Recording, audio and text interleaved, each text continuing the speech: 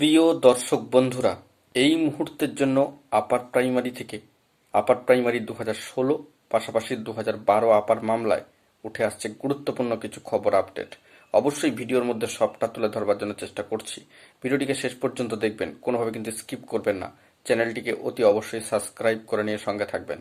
তো চলুন আমরা কথাবার্তা না বাড়িয়ে মূল টপিকটাতেই ফোকাস করি।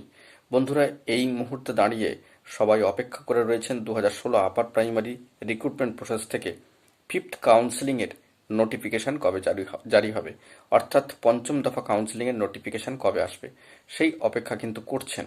একটা টানটান উত্তেজনা এবং সংশয় কাজ করছে এ মাসের মধ্যেই আসবে কিনা।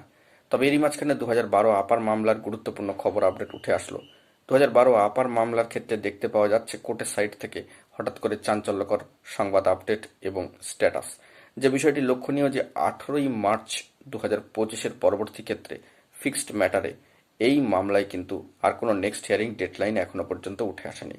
কোর্টের সাইট থেকে আজকের যে স্ট্যাটাস, যে মুহূর্তে এই তথ্য আপনাদের মাঝখানে শেয়ার করছি, সেখানে 2012 আপার মামলার ক্ষেত্রে লক্ষণীয় যে 18ই মার্চ 2025-এর পরবর্তী সময়কাল থেকে কিন্তু নেক্সট হিয়ারিং ডেট শিডিউলে কোনো পরিবর্তন আসেনি ফিক্সড ম্যাটারে।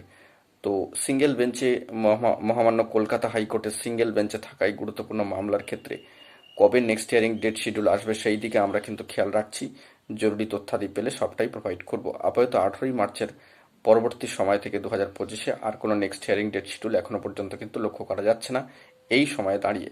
তো এখন এটুকুই, সকলে ভালো থাকবেন, চ্যানেলটিকে সাবস্ক্রাইব করে নিয়ে সঙ্গে থাকবেন। ধন্যবাদ।